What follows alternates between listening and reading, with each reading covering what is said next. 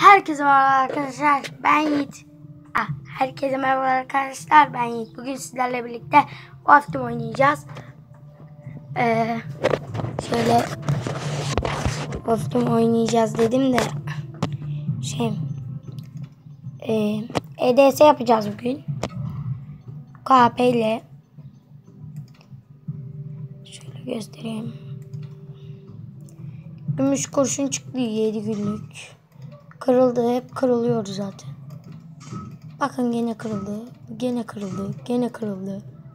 Diggle, durdur diyelim, alalım. Gene kırıldı gördüğünüz gibi. Devam. Bakın kırılıyor zaten. Gene kırıldı. Şu sesi duymaktan nefret ediyorum. Ne ya?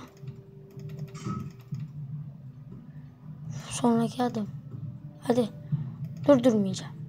Allah'ım inşallah kırılmaz. Ya abi sen nasıl bir şeysin? Kırılıp duruyor bütün kapel.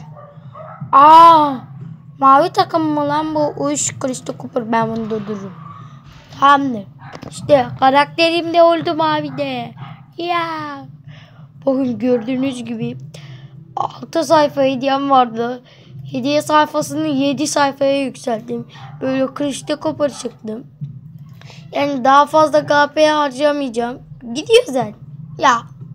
Harcayalım be. Harcayalım gitsin lan, bana ne. Evet. Abicim sen round 5'i gösteriyorsun da biz round 5'e kadar gelemiyoruz ki.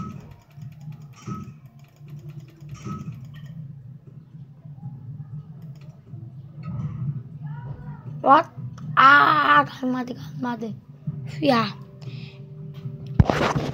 Evet arkadaşlar, bugünlük bu kadar. EDS için KP'miz bitti. Görüşürüz.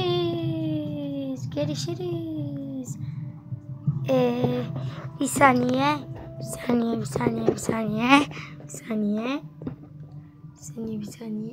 Özür dilerim.